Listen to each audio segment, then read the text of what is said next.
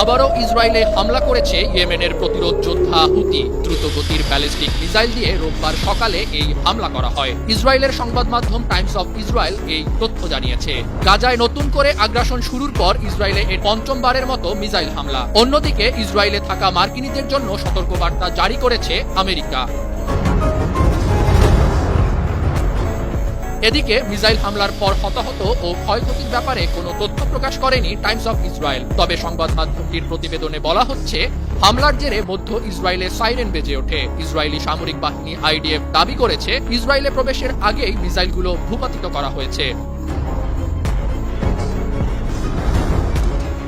এদিকে হুতির ক্রমাগত হামলার জেরে লোহিত সাগর, আরব সাগর ও ভূমধ্য সাগরে হাই অ্যালার্ট জারি করা হয়েছে। সাগরে জাহাজের নিরাপত্তা দেখভালকারী জয়েন্ট মেরিটাইম ইনফরমেশন সেন্টার জেএমআইসি বলেছে, পূর্ব ভূমধ্য সাগরে ইয়েমেনের হুতি গোষ্ঠী যে কোনো মুহূর্তে মিসাইল ও ড্রোন হামলা করতে পারে।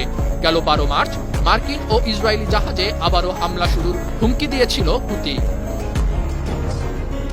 ইরান সমর্থিত হুতিদের মুখপাত্র ব্রিগেডিয়ার জেনারেল ইয়াহিয়া সারে ইসরায়েলের বেন গুরিয়ন বিমানবন্দরে আবারও হামলার হুমকি দিয়েছেন। এই জ্যেষ্ঠ কমান্ডার বলেছেন, গাজায় হামলা বন্ধ না হওয়া পর্যন্ত ইসরায়েলের বেন গুরিয়ন বিমানবন্দর নিরাপদ থাকবে না।